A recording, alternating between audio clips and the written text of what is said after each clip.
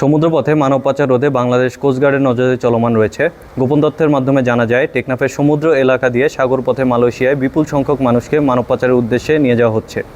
প্রাপ্ত তথ্যের ভিত্তিতে গত 5 জুন 2026 সন্ধ্যা 6টা থেকে মধ্যরাত 12টা পর্যন্ত কোস্টগার্ড জাহাজ মনসুর আলী, স্টেশন টেকনাফ, আউটপোস্ট শাহপুরী ও বাহারছড়া কর্তৃক যৌথভাবে একটি বিশেষ অভিযান পরিচালনা করে।